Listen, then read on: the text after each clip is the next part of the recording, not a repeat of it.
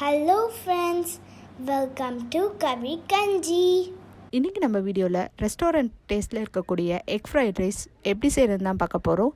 நீங்களும் கண்டிப்பாக இதை ட்ரை பண்ணி பார்த்துட்டு எப்படி இருந்துச்சுன்னு கமெண்ட் பாக்ஸில் சொல்லுங்கள். நம்ம சேனலை இது வரைக்கும் சப்ஸ்கிரைப் பண்ணாமல் இருந்திருந்தீங்கன்னா சப்ஸ்கிரைப் பண்ணிக்கோங்க. அப்போ தான் நான் அப்லோட் பண்ணுற வீடியோஸை உங்களால் மிஸ் பண்ணாமல் பார்க்க முடியும். வாங்க இப்போது எக் ஃப்ரைட் ரைஸ் எப்படி செய்கிறதுன்னு பார்த்துடலாம். ஒரு பாத்திரத்தில் ஃபஸ்ட்டு நம்ம ரைஸை வடித்து எடுத்துடலாம். அதுக்காக நான் ஒரு பாத்திரத்தில் ஒரு 5 கப் அளவுக்கு தண்ணி வச்சுருக்கேன். இது கூட தேவையான அளவு உப்பு,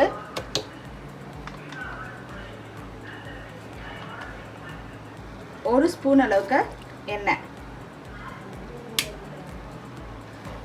சேர்த்துட்டு தண்ணி கொதிய ஆரம்பிக்கட்டும். கொதிய ஆரம்பித்தோடனே நம்ம ரைஸை போட்டு வடித்து எடுத்துடலாம். தண்ணி நல்லா கொதிய ஆரம்பிச்சிருச்சு. இதில் 1 கப் அளவுக்கு பாஸ்மதி ரைஸை சேர்த்துக்கிறேன். இந்த பாஸ்மதி ரைஸ் பார்த்திங்கன்னா நான் 30 நிமிஷம் ஏற்கனவே ஊற வச்சுட்டேன். ஸோ அதனால் நமக்கு சீக்கிரம் குக் ஆகிடும். இப்போது ரைஸ் வெந்துருச்சான்னு பார்ப்போம். நமக்கு ஒரு 90% குக் ஆகிருந்தால் போதும்.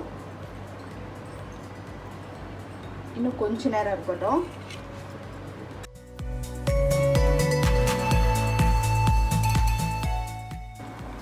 இப்போ ரைஸ் நல்லா குக் ஆகிடுச்சு. இதை தண்ணியிலேருந்து ரிமூவ் பண்ணிடலாம். அதாவது நம்ம வடித்து எடுத்துடலாம் ரைஸை. ஒரு பேனில் ஒரு 2 ஸ்பூன் அளவுக்கு எண்ணெய் சேர்த்துக்கலாம். கொஞ்சம் பொடியாக நறுக்கின 5 பூண்டு பல் சேர்த்துட்டு நல்லா வதக்கிடலாம்.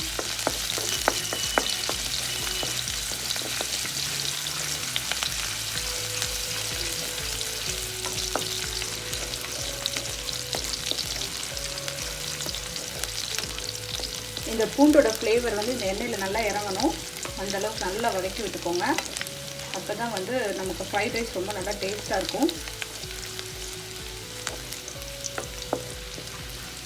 ஒரு பாதி பெரிய வெங்காயம்,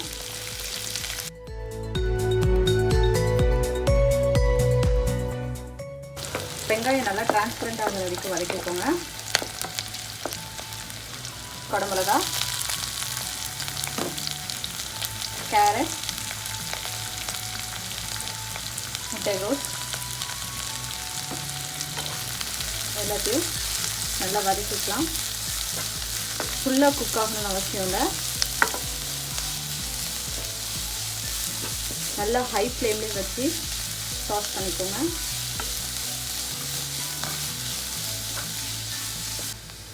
இப்போது இந்த காய்கறிக்கு தேவையான அளவு உப்பு மட்டும் சேர்த்துக்கலாம்.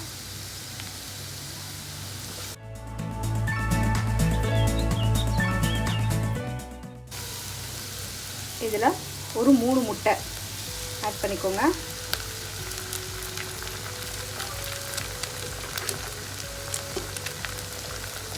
இந்த முட்டைக்கு தேவையான அளவு உப்பு, இந்த முட்டைக்கு தேவையான அளவு மிளகுத்தூள்,